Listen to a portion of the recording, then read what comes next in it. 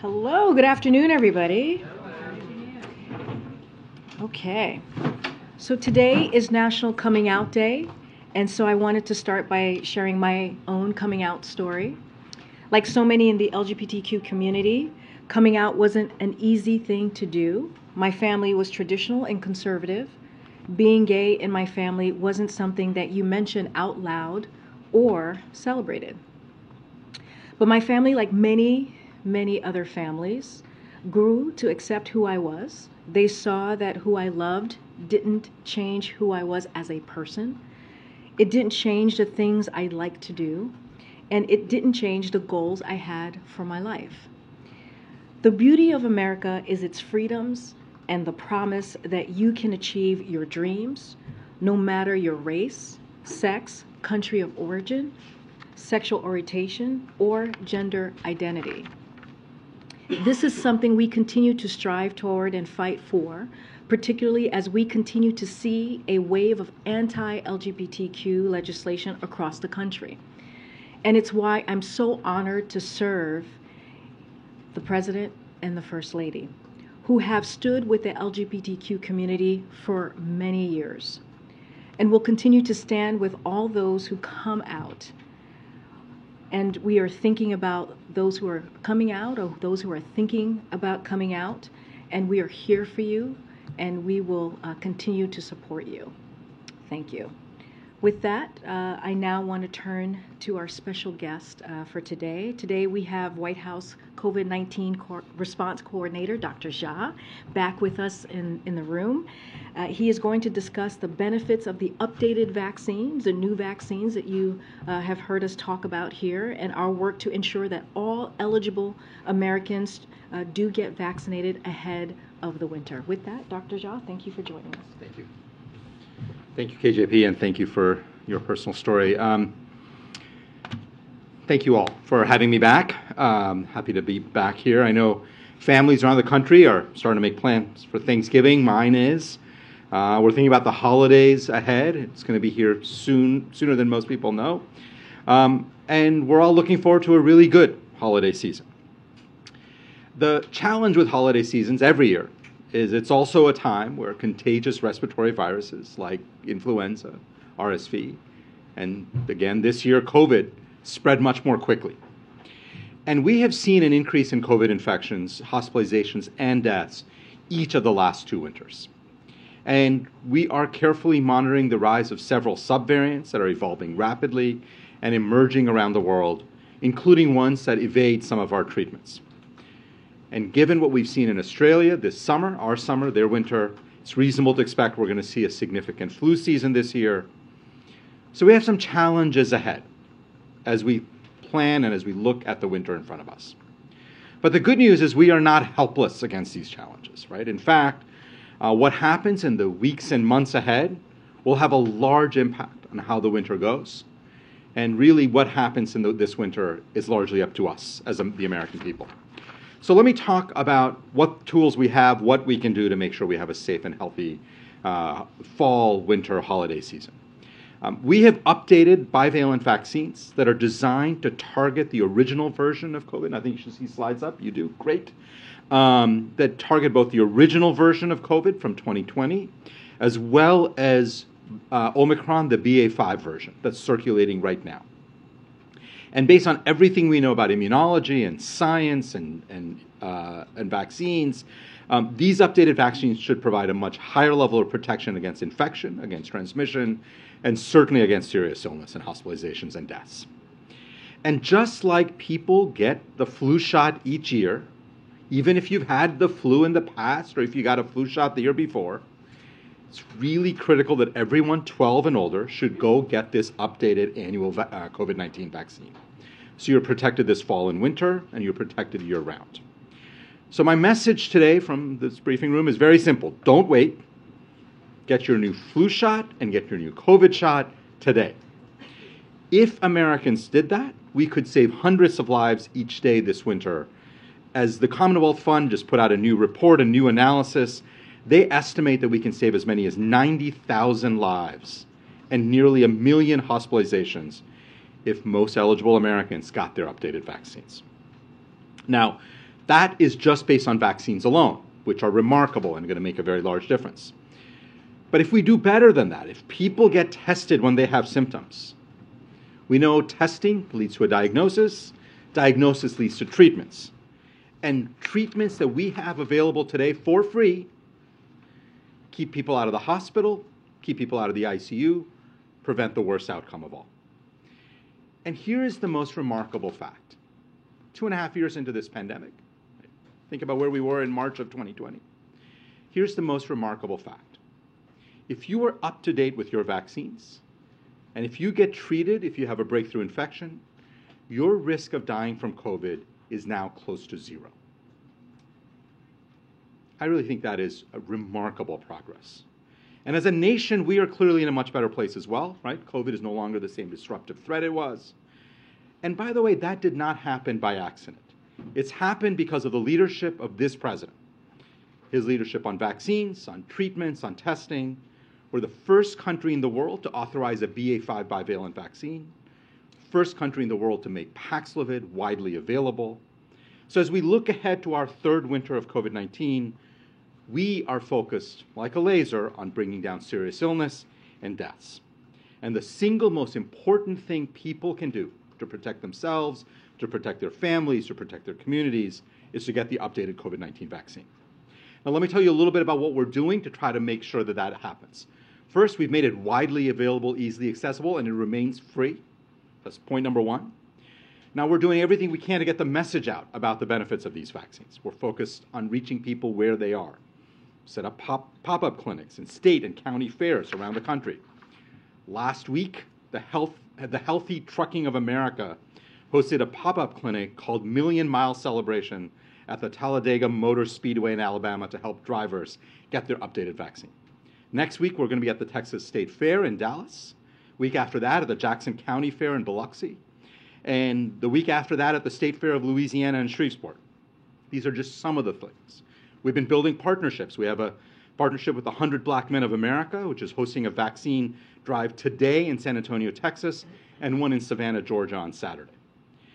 And we're making efforts through both targeted paid and earned media efforts in the weeks ahead. We have partnered with retail pharmacies, and we're working with trusted messengers such as faith leaders in communities across the country. We're making it very clear that getting these updated vaccines can save your life, because we know these vaccines are safe and they are effective. And beyond vaccines, let me make one other clear point, because there's a lot of confusion. When you go on social media, lots of people like to pontificate on what the data says, so let me be very clear about the evidence.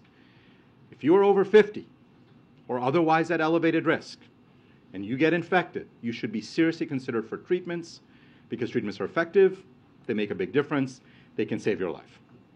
Now, let me finish off by saying we know there's more work to do with real challenges ahead of us as we head into the fall and winter and the holidays. We're doing everything we can as an administration to stay ahead of this virus. But if we all do our part, not just us in the administration, but Congress, the American people, I remain incredibly confident we can manage this virus for this fall and winter with less suffering, and we can have a safe and healthy holiday season ahead. So with that, let me stop and take questions, but thank you. Thank you, Dr. Jha. Just in terms of the winter surge that the administration is expecting, can you be a little specific in terms of the numbers, what kind of range in terms of number of cases we're looking at? And then for the window of time that we have for people to get vaccinated ahead of the winter, like when does that window sort of close before that actually has a big effect? Yeah. So we don't have a specific estimate of how many infections. Look, there are lots of different models out there. And we are tracking both internal government models, but certainly lots of external academic models. Most of them expect that we're going to see more infections as we get into November, December, January. It's what we saw the last couple of winters, so that's not surprising. In terms of when's a good time to get vaccinated, I've been very clear about this. I think people should go get vaccinated before Halloween. Why Halloween? because it takes a couple of weeks for your immune system to kind of generate the benefit from that vaccine, and that means you will be ready by Thanksgiving and certainly by the holidays. If you miss the Halloween, is it too late? It's not too late. Again, it takes a couple of weeks for the immune system to benefit from the vaccine. So there is no time period where the window is out and you're no longer going to benefit. You will always benefit. But the bottom line is, if you do it before Thanksgiving, you're going to see family and friends. Before the holidays, a lot of socializing that goes on in December. It's going to be a really good time to get it done before Halloween. Just a quick follow-up. Since the White House has now said the pandemic is over, can you just talk a little bit about what the message is for Americans as we head into the winter months? Can they behave as though it's business as usual as long as they're vaccinated?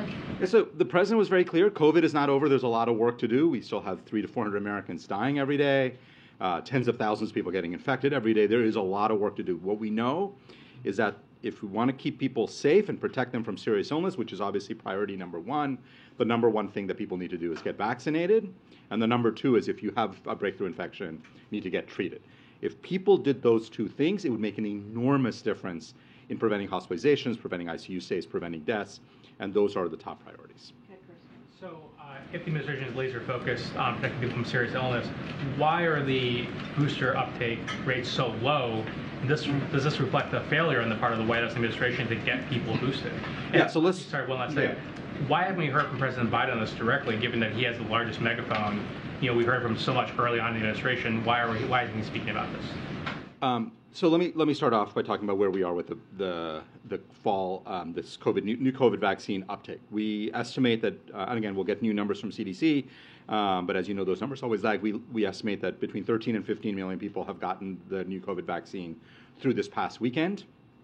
And we always expected this to build up over time. September, if you think about how flu vaccines tend to work, not a lot of people get the flu vaccine in September. People are just coming back to school. People are not thinking about the winter so much in September. It's really October as the weather starts getting cooler. I'm from Boston. People tell me this is Washington fall. But it is starting to get a little bit cooler here. I think as that happens, we tend to see a big uptick in flu vaccines. We're expecting more people to get the COVID vaccine. And we're going to do everything we can to get the word out. And all of us are speaking about it. And so I think you've heard about this from the Secretary of HHS, from the Surgeon General, me. I'm sure you'll hear about it from the President as well. The President has talked about the importance of going out and getting vaccines and getting boosted. So we all are very, I think, synchronized on making sure this word gets out. The rates are so low, it's something not working. No, I think, look, we expected in the beginning, the vaccines rolled out in September. We expected September to be a month where it would just start picking up, and then again, we'd really expect vaccinations to start happening in October. We're out there doing everything we can to make sure that message is getting out there and helping people understand that if you want to stay safe and healthy this fall and winter, the best thing you can do is get vaccinated. Yeah, in terms of the president getting out and talking about it, when is he going to get his bivalent booster? And also, what is your advice for people like him who have had COVID relatively recently? Yeah, so we're still working on things. Look, the advice that all of us are giving is people should wait 3 months after they've had their infection. If you do the math of when the president had his infection, it's somewhere around late October. We're going to find a specific date when the president's going to get it. So I don't have a specific date to mention, but he's still in that 3-month window. Same thing for the First Lady. We're following the science here, and the evidence suggests that waiting a few months and after you've had your infection is optimal for getting the best immunologic response. You had asked for $22 billion for COVID funding for next generation treatments, next generation vaccines. That money did not come through. Are you in a bad place heading into winter? Well, so no doubt about it that our response has been hampered by that lack of funding, right? And I think even from this podium, I've explained that we still went ahead. We thought it was incredibly important to get the new vaccines. We did. We pulled money from we had money allocated for a stockpile of tests and personal protective equipment. Remember, having enough PPEs for doctors and nurses, pretty critical. We were going to have a national stockpile. We do not have an adequate stockpile of that or of tests because we had to pull resources to make sure that we had enough vaccines. We do not have funding for the next generation of vaccines and treatments. Our vaccine campaign has been more limited because of lack of funding. So Congress bears a lot of responsibility for the complexities of the moment we find ourselves in. You can't run a national response to a highly contagious and deadly virus without adequate funding from Congress. Congress has been a great partner in the past. I remain hopeful that Congress will step up again, but it is undoubtedly true that congressional inaction has put the health and well-being of American people at risk. Dr. John, two questions. When the vaccine first came out, there was a concerted effort for the least of these low-income minority people. Is there a concerted effort once again for this booster shot for minorities, low income? And also, you speak of the positives of the booster shot.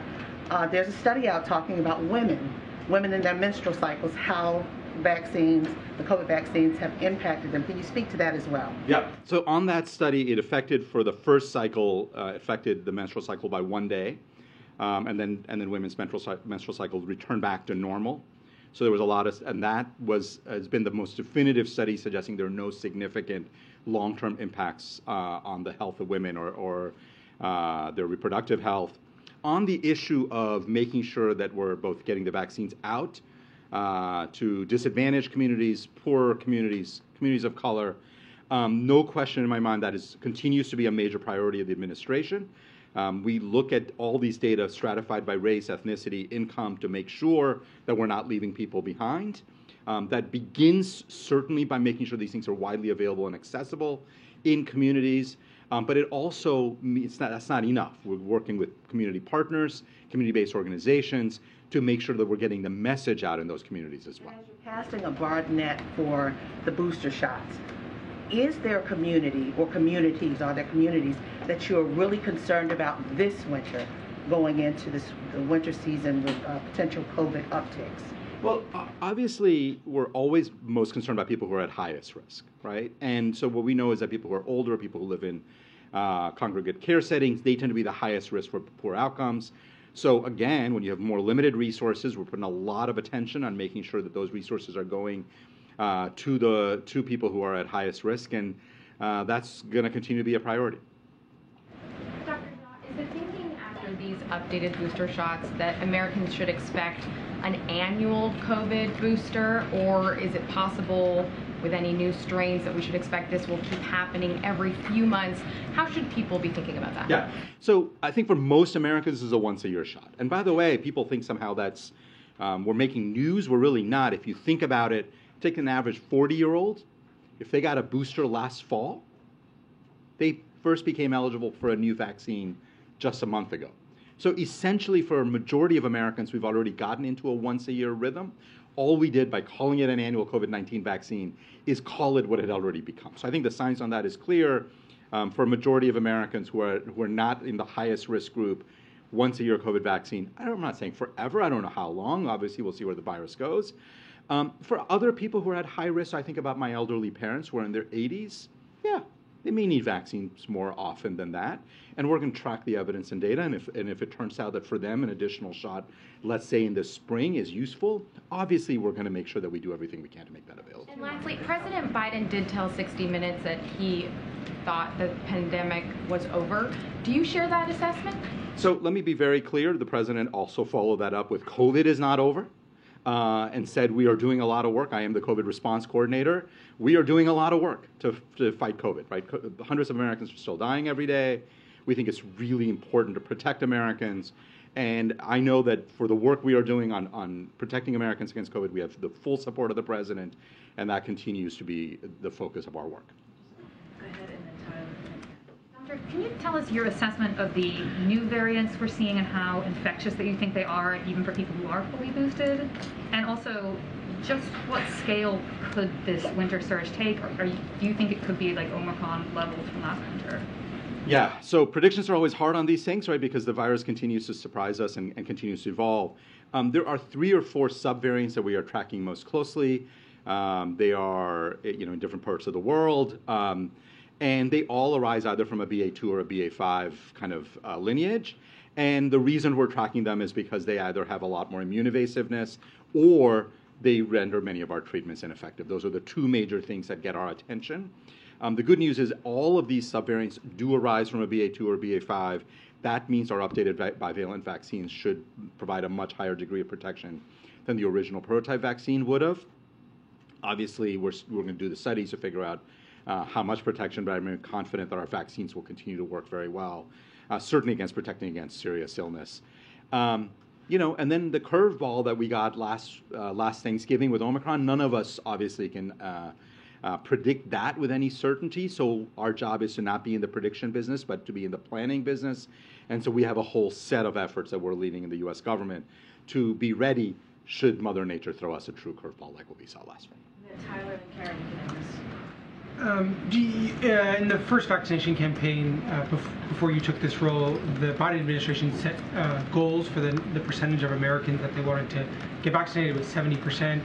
Right now, it's less than 4% of U.S. adults. I'm wondering, around that number, I'm wondering if you guys are setting a new target for what you'd want to hit by Halloween, or if there's a goal that you guys are setting on the front. Yeah. To be perfectly honest, we've set no internal goals, no external goals. We just have, my feeling on this is we want to get as many Americans vaccinated with the updated vaccine. We think it's clearly a better vaccine, an important upgrade from what we had before. And the more Americans, the better. So people often ask me, do you have a goal for how many people, how low you want to drive deaths down? The answer is no. Like, we have about 300 to 400 Americans dying every day. Too many. We want to drive that lower. 200 is better. 100 would be better than that. So we're not setting targets. We are focused on driving deaths down, getting more people vaccinated, and with a very simple goal, which is more vaccinations better, lower deaths better. And just a quick follow-up. I know you've added some context to the comment that the president made on 60 Minutes, but do you think that his comment saying the pandemic is over has contributed to the lack of uptake in vaccinations for this new bivalent vaccine? Yeah, let me be very clear about this. Majority of American adults go out and get the flu shot every fall. They don't do it because the president comes out and says we have a flu pandemic. Right? They get it because they understand that the best way to protect themselves during the fall and winter is to get the flu vaccine. In very much the same way, I think a majority of Americans understand that we're still, in a situation where COVID is around, it's still infecting a lot of people, getting a lot of people sick. Obviously, way better than where we were, and the best way to protect themselves is to get the COVID vaccine.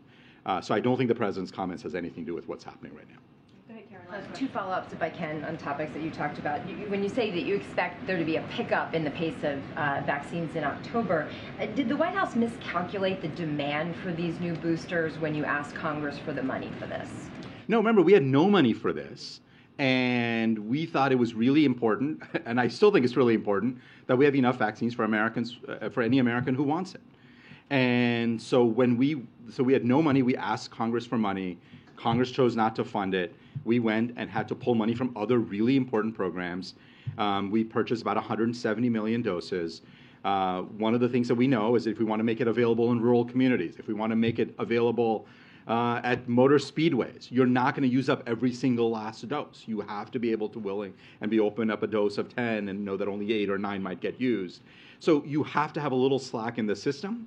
And based on all the calculations, I think we've made sure to purchase enough vaccines so any American who wants a vaccine can get it. You mentioned about pulling money from stockpiles of tests when you were talking about, to Tam's question, knowing that you can't answer what might be coming in the fall and winter with the surge, should Americans be buying tests now and stocking up on tests so they have them in preparation for what could be coming? What I would say is, the calculations that HHS had done, again, I think these were done before I arrived, suggested that if we got another Omicron-like event, we should have about 900 million tests in a stockpile so we can get it out to the American people, because it would take us 4 to 6 weeks for domestic manufacturing to ramp up again. We're going to have nowhere near that. So that is a real problem. We are going into this fall and winter without adequate tests because of congressional inaction. And I think it's really important obviously, it's important that we have enough testing.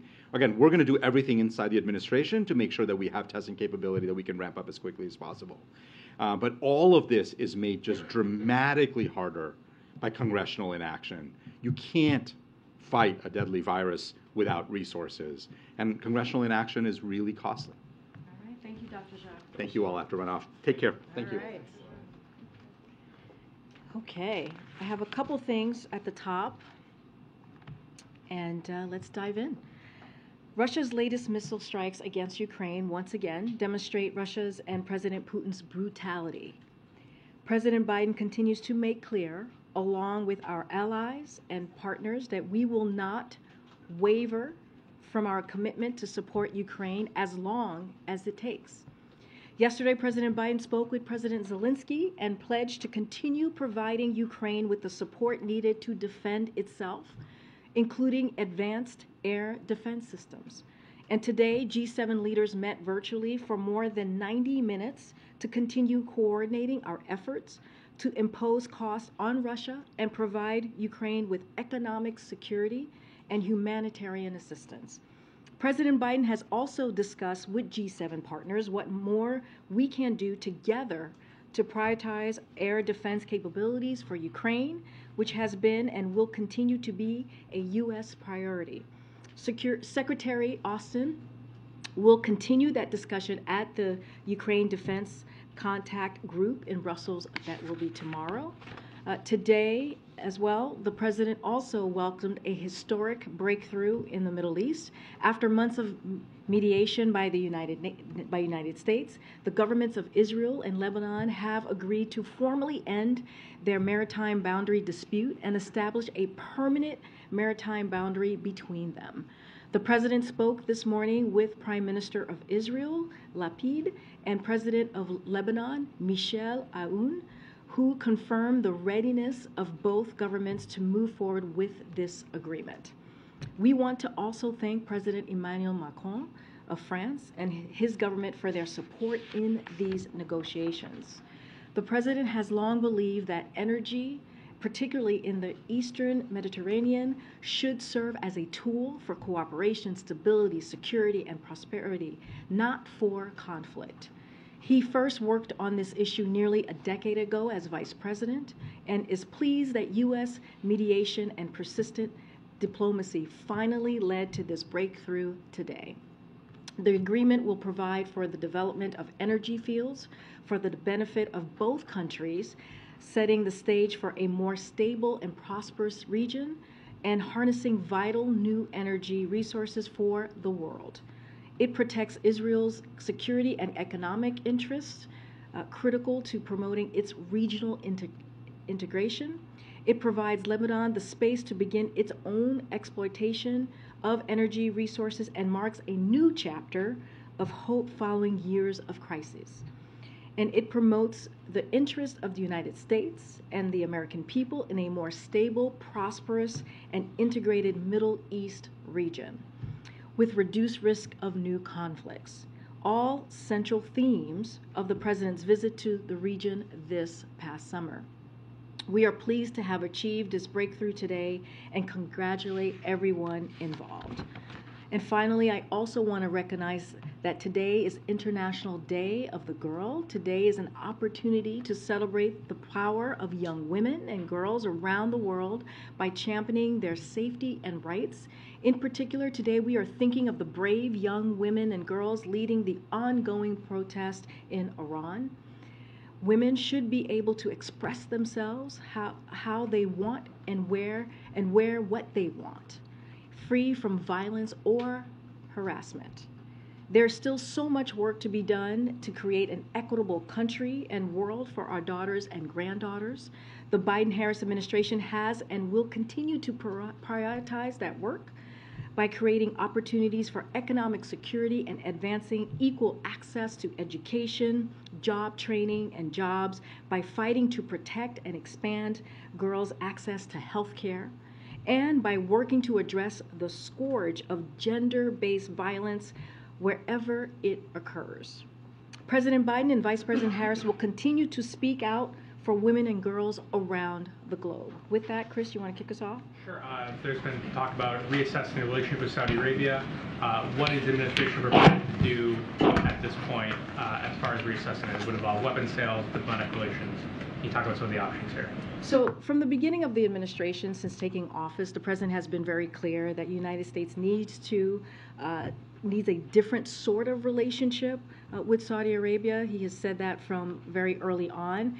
And I have said this last week when OPEC made the decision to align their energy policy with Russia's war aims and against the American people, further underscores that reasoning to realign that relationship, to reevaluate that relationship with Saudi Arabia. We are reviewing where we are currently right now, and we'll be watching closely over the coming weeks and months as well, consulting with our allies and also with our with members of Congress, and decisions will be made once that policy review is underway. And but to be clear, I'm not going to get ahead of that, but that's the process that we're going to take next. Timeline for the review? Don't have a timeline, but clearly this is something that we're going to closely monitor. And we have said from the beginning we need to kind of reassess and have a different relationship with Saudi Arabia, especially after the decision that was made by OPEC+. And we were very clear about that last week. Go ahead. Thanks, Green. Does President Biden believe that Saudi Arabia sides with Russia in this war?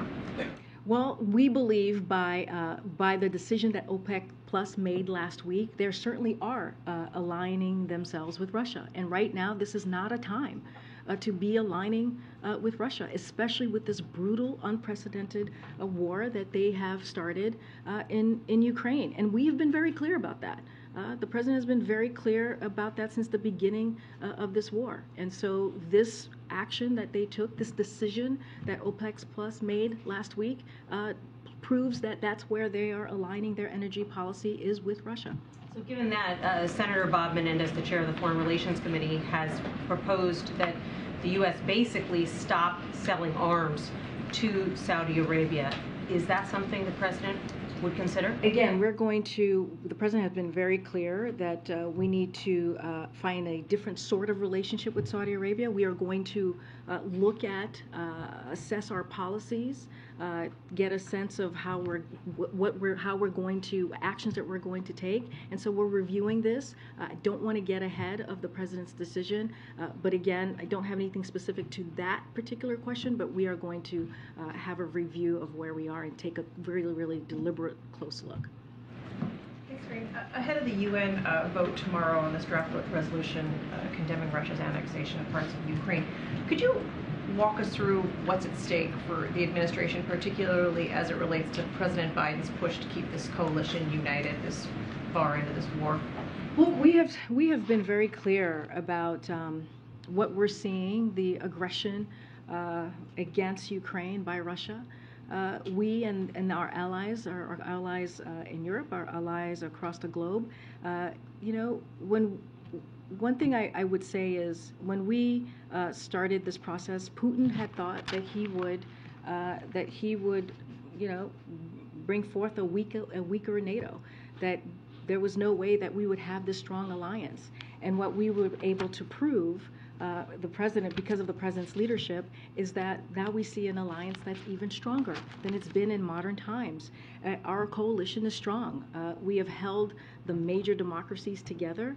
Putin has been counting on a split, as I just said, and he hasn't had it. It has not happened. And so after the first G7 of this administration, there were questions about whether America is back, and we are indeed back. So the president has spent a lot of time talking to leaders, as he did today. He's done that face-to-face, on the phone, in the Oval, again, like he did today with the G7 leaders, yesterday as he did with President Zelensky.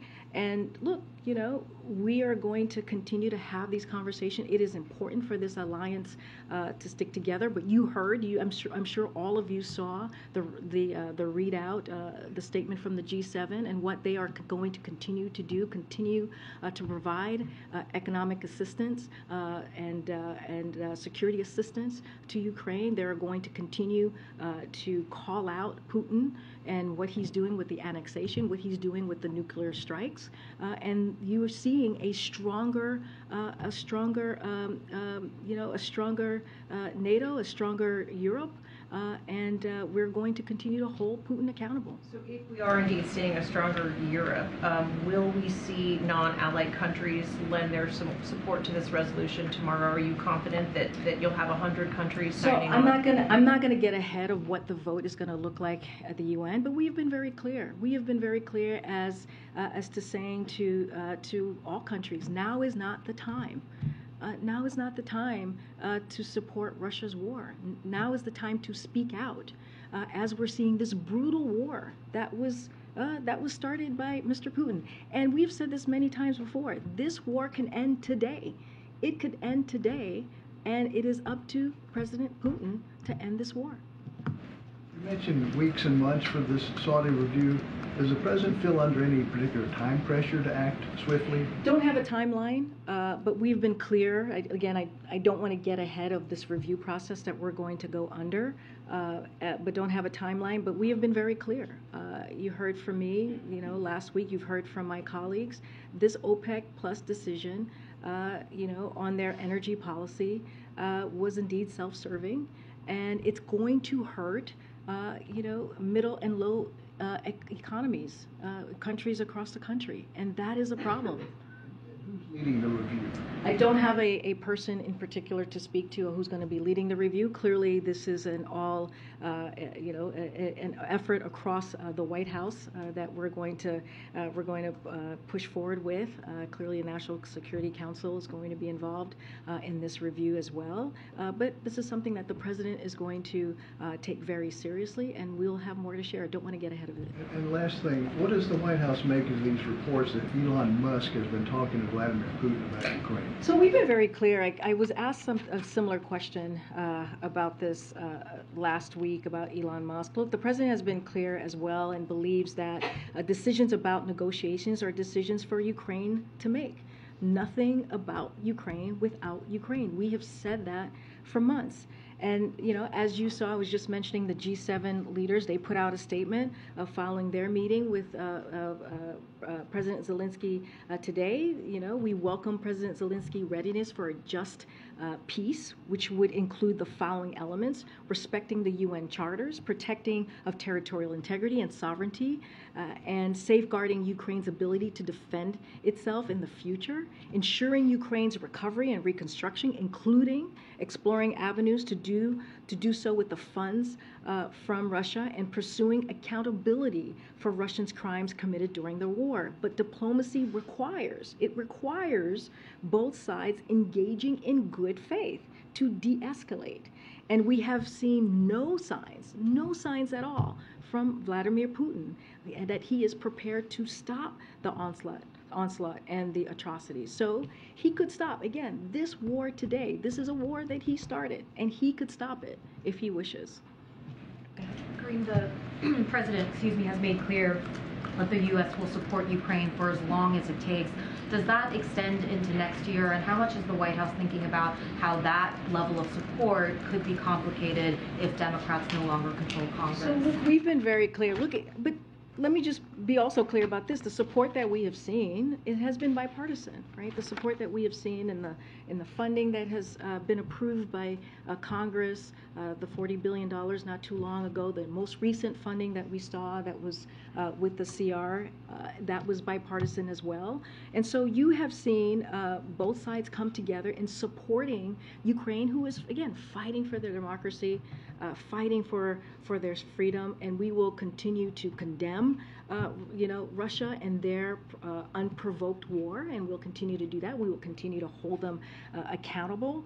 But again, don't have a timeline for you, because as we see this could end today if President Putin chooses. Again, this is his war that he has started, but we will be there for Ukraine to support their bravery as they are fighting against this aggression as long as it takes. Don't have a timeline. As we have said many times before, this war has gone on for too long. And can you talk to us a little bit about the thinking on the president's upcoming travel? He's going to the West Coast tomorrow. He isn't visiting Arizona or Nevada. I mean, we have 4 weeks until the midterm. Should we expect to see him travel to some of the more competitive states, campaign alongside some of the candidates who are in very competitive races? So, as I've said many times, we here at the White House, this administration, we respect the Hatch Act. So I'm going to be very mindful of that, and I cannot speak of the 2022 midterm elections or any elections from this podium. But we've been very clear that the president's going to go out, the vice president's going to go out, the cabinet secretaries, and you'll see Democrats in Congress. They're going to talk about the success that we have seen in this administration accomplished in the last 19 months. And, we have talked about the bipartisan infrastructure law and how that's going to change. That's going to change our infrastructure, repair our bridges and roads, and it also strengthen our supply chain. So we're going to talk about that. He's going to talk about the Inflation Reduction Act, which is going to help our seniors lower costs, make Medicare be able to negotiate prices. It's going to help energy costs. That's what you're going to hear the president talking about. He's going to talk about the CHIPS Act. He did that last week, going to IBM, going to Volvo, and talking about how the CHIPS Act is going to, secure and protect our national security, make that stronger, but also bring back manufacturing jobs right here in the U.S. and giving the opportunity to those businesses to come back and actually really do the things that we have been wanting to see in this country for decades now, create good paying jobs. And so that's what you're going to hear the president talk about his economy, how he's able to put forth a policy that really doesn't leave anybody behind, builds the economy from the bottom up, middle out. And so that's what you're going to continue to hear from us. I don't have any specific locations to share in the next 4 weeks, but of course the president loves being out there, and you'll continue to see the president traveling. I guess I was just wondering, if he is eager to talk about his accomplishments on a trip like this one, where he is going all the way to the West Coast. Would there have been deliberations of, well, why not go to a state like Arizona or Nevada to talk about those accomplishments? Look, he's going to go to California, he's going to go to Colorado, he's going to go to Oregon to talk about those accomplishments. There'll be many more trips to announce and for the president to be out there and talk directly to the American people. I don't have anything more specific to lay out as to where he's going in the next 4 weeks. But again, I also want to be very, very mindful of what I say here at the podium as well. He's not welcome on the trail, correct, Karine? We get the consumer price index for September on Thursday. What does the administration expect from that? So you're talking about the CPI, the upcoming number on inflation. So look, the president has made, as far as his economic policy, he's made lowering costs for the American people, bringing the inflation down, his number one economic priority, and that continues to be do that. We know that there's more work to do, but we have seen some important progress for the American people. A couple of things that I lay out. We've seen real disposable income and real consumer spending both increase, in part thanks to the strength of our job market. Gas prices are down over $1 per gallon since their peak this summer. That's an overall decline of 22%. And we're giving families a little bit more breathing room. I just talked about the Inflation Reduction Act that's going to lower costs as we think about healthcare, as we think about energy and healthcare premiums, to be more specific. And here's the thing. And we've seen this week, and we saw it last week, how Republicans in Congress, as we know, voted against the Inflation Reduction Act. But the first thing that they want to do is repeal the Inflation Reduction Act, which means that they would be playing into or supporting or lifting up the wealthiest special interest groups. Why would you do that? Why would you take away an opportunity to lower costs for seniors? Why would you take away the opportunity to lower costs when it comes to energy? Why would you take away the opportunity to fight climate change in a way that we have not seen, an investment in a way that we have not seen? And so that's how we see the important progress that we have made. Clearly, we will be paying close attention to that data as it comes out. The Federal Reserve has been responding to these inflation reports by raising interest rates, and the White House's response to that has been to say the Fed is independent and we respect their independence. Is there ever a point where that might change, where the White House might consider critiquing Fed policy, particularly if we fall into a recession? Again, we've been very clear about the Federal Reserve. They are independent. We believe that they have the strongest monetary policy to deal with this moment, and we are going to allow them to do the work that they are currently doing. I'm not going to be responding to any actions that they're taking, because we truly do believe in the independence of the Fed. Go ahead, Eli. Thanks, Karine. The president has condemned racism many times since taking office. I wonder if he's followed the situation on the Los Angeles City Council with Nury Martinez and the leaked recording of her using racist remarks to describe a colleague's black son. She said today she's taking a leave of absence, but there are others, Senator Padilla, Mayor Garcetti, who have called for her to resign. Has the president followed this? Does he have a reaction to what's going on? Yes, he's followed this. Spoke to him about it yesterday. Look, the president is glad to see that one of the participants in that conversation has resigned, but they all should. He believes that they all should resign. The language that was used and tolerated during that conversation was unacceptable, and it was appalling. They should all step down. And here's the difference between Democrats and MAGA Republicans. When a Democrat says something racist or anti-Semitic, we hold Democrats accountable.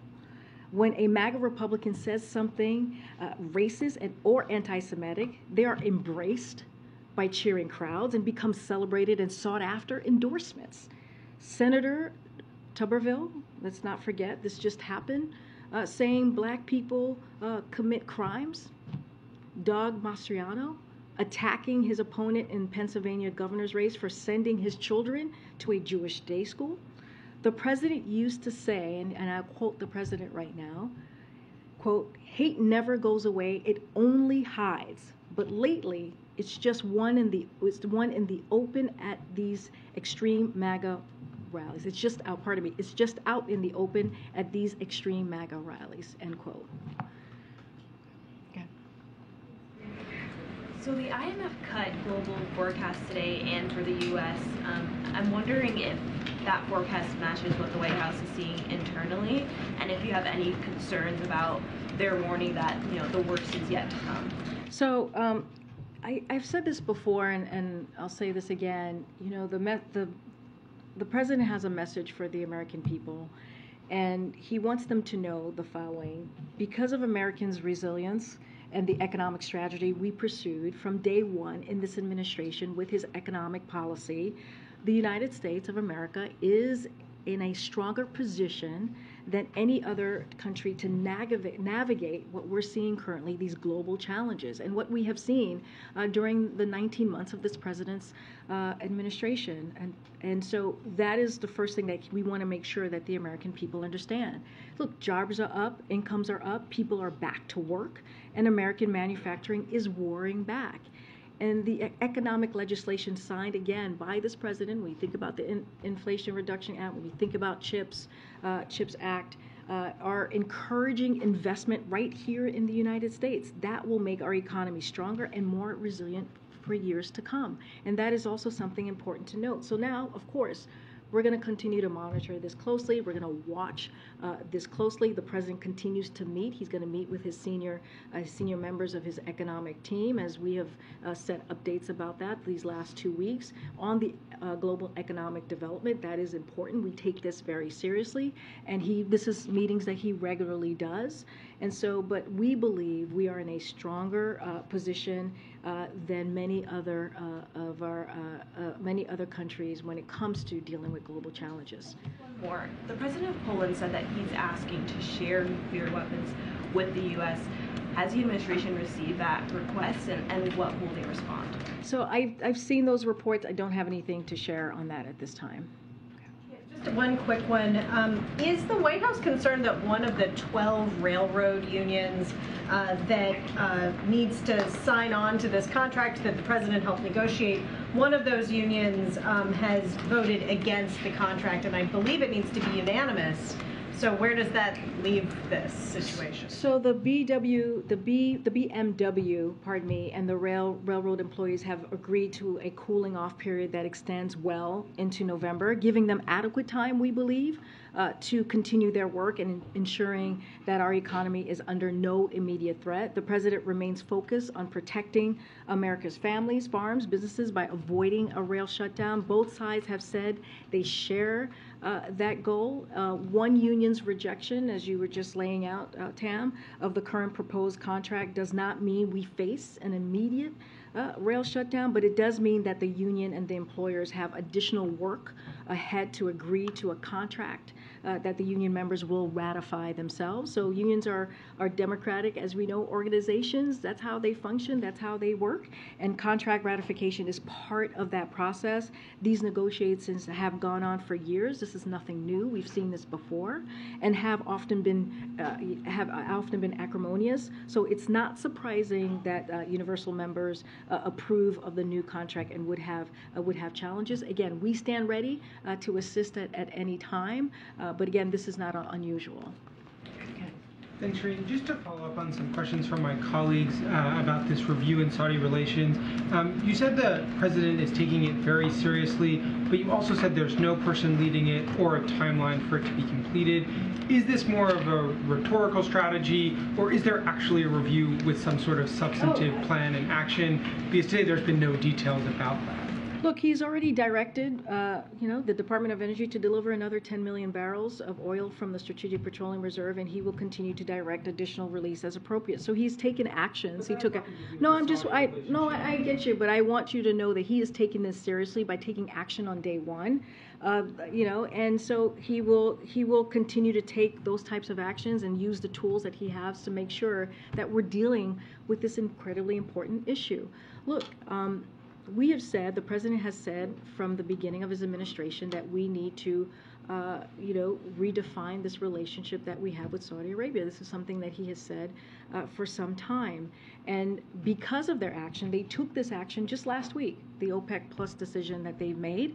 And I have said this, I've said this plenty of times at this podium already, is that we see that they're aligning their energy policies with Russia. Look, I'm not going to get ahead of this. You will hear from us when we lay out what actions we are going to take. We're going to review them. But again, I'm not going to get ahead. And this is something that we take very seriously. And does the president have any regret about his trip to Saudi Arabia and his meeting with MBS and other Saudi leaders? No, I just laid out an agreement, a historic agreement that was made by Israel and Lebanon. And no, he does not. He does not regret it. Saudi Arabia, that agreement, Israel and Lebanon. I'm just talking about the Saudi portion of that Middle East trip. What I'm saying is that trip was so important for our national interest, and also for the American people. There are a couple of things that came out of that trip. That was one of them.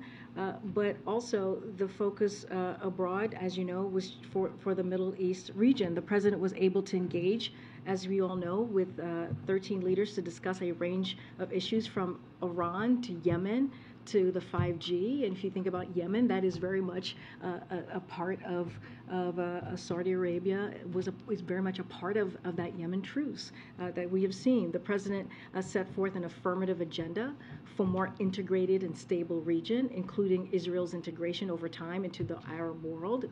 And on the trip, we concluded historic agreement opening Saudi's airspace to Israeli flights. That is really important. That happened right there when the president was in the region. So the president was the first to visit the region without Americans in combat operations, and it's his aim to keep it that way as well. So there were many deliverables that came out of that meeting with Saudi Arabia, but also being in the Middle East region, how critical and important it is as the president is moving forward with his foreign policy agenda. So no, he does not regret it.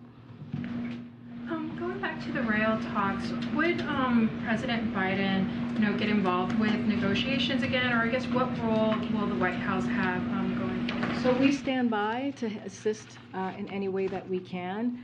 Look, as you know, the Railway Labor Act establishes the process under which we are working in. Under the law, the president has the authority to establish an independent president emergency board, and he did so. He did that back in July. And once the board publishes its report, the onus returns to the parties to resolve the dispute themselves through collective bargaining. So this is what we're seeing currently. So President Biden continues to support the collective bargaining process as a way to ensure working people have a voice in their pay and conditions of work. It is the best method of ensuring that both sides can live with the contract. They had a hand in developing, and in addition, the administration will continue to take all appropriate steps to ensure that the parties stay at the table negotiation in good faith and continue to put the work necessary to reach a mutual acceptable solution. And so again, it is for them to work through this. We have seen this for many years. This is not unusual, but we stand by at the ready to assist. And then another question on student debt. I saw that the Education Department released a preview of the application for student loan debt relief. Why, if that application seems to be ready, why is it not live today? I guess why is there no relief going out today for that? So look, we wanted to make sure that we'd give you all regular updates, and that's what you're seeing right now. Last week we shared more detail on our efforts to go after scammers, so we were very transparent and showed our policy and what we would do in that regard. This week we're giving everyone a preview of what the form will look like, as you just laid out, and we know that a lot of you were curious about what it would look like, so we did that. So we're trying to be transparent. We're trying to lay out how this process is going to work. In short, the form is simple. It's easy to do. It should take less than 5 minutes to complete, and it'll be available on mobile and desktop this month. And we'll continue to provide regular updates. Look, it's taking some time, but the Department of Education is very much focused on this, and as soon as we have information on when that date will be for application sign-off, we will share that. But again, every week we're trying to share additional information for all of you, because we know how the curiosity, not just for all of you, but also the borrowers out there who will be eligible for this. Thanks, Green. So the International Monetary Fund, the fund director, the International Monetary Fund Director of Research has said that the three largest economies in the world, the U.S., China, and Eurozone, will stall next year. Does the president bear any responsibilities for the higher inflation or a stalling economy? Well, wait, say that one more time. You're talking about the IMF Director of Research, with their report, their global report came out. He said that the three largest economies in the world, the U.S., China, and the Eurozone, will stall next year. And so I'm wondering if the president bears any responsibility with his policies for the inflation and what they're calling a stalling economy. Okay, we got to step back here and look at what the president walked into here, right? When you think about we've been here for about 20 months. When he walked in, businesses were closed, small businesses were closing down, schools were not open, and we were during a pandemic, or at the beginning of a pandemic, where thousands of people were dying again. That's what the president walked into. What he did is put forth the American Rescue Plan, which, by the way, was only voted by Democrats, that was able to turn back on our economy, that was able to get shots in arms, that was able to get the schools fully open, and that was able to give businesses an opportunity to start back up and give a little bit of more of breathing room, those extra dollars back into the pockets of Americans. That's what the president was able to do, and he continued that with the bipartisan infrastructure legislation. He continued that with the CHIPS Act. He continued that with the Inflation Reduction Act. And let's not forget the work that we have done, this president has done these past several months to get gas prices down. Why did this all happen? Is because of the global challenges that many countries across the globe have been facing. And what we are saying is, because of the work that this administration has done, because of the work that this president has done, we are in a better place to deal with those global challenges. Let's not forget, Russia, the war in Ukraine, started by Russia, has increased food, increased gas prices, and the president has done all that he can and will continue to do the work to bring those prices down. And the pandemic has also caused these global challenges. So look, if anything, his economic policy has been able to get us back on track in a historic fashion, creating 10 million jobs. And that's where I'll leave that. I have to take a couple more, and then we got to go. Last week, the Haitian government requested international military force to intervene, create a humanitarian corridor to essentially push back against the anarchy that's been created by gangs there. Secretary General at the UN has called for a rapid reaction force that would be created in conjunction bilaterally between Haiti and a third party before a multilateral force could be put together.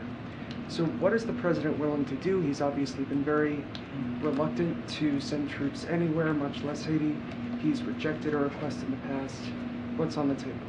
So the United States, we're reviewing the government of Haiti's request in coordination with international partners. And so we are working to determine how we can hold accountable those responsible for the violence and increase our support to help address Haiti's fuel shortage and security constraints as well that are disrupting the flow of humanitarian assistance aimed at halting the spread of cholera, as you know, which has now become a major issue in the country. Our highest priority is ensuring that vital humanitarian assistance reaches the Haitian people, including critical medical support to help address the outbreak. And as you know, we have said this before, look, we have given, we are one of the countries that's given the most assistance to Haiti. And again, we are going to review the government's request at this time. Just to follow up, the significance of this, obviously, after the assassination of Haiti's president, July of last year, the government requested U.S. or UN troops to secure the country. That was denied. The administration had a special envoy for Haiti who resigned in protest, in part because he advocated for U.S. troops on the ground, and the State Department said it was a non-starter. So my question is this actually on the table? Has it reached a point in Haiti where where you would reconsider that significant policy? Look, again, I don't have. We're reviewing the request. Don't have more to add, but it is something that we have received, and we're gonna review. So look,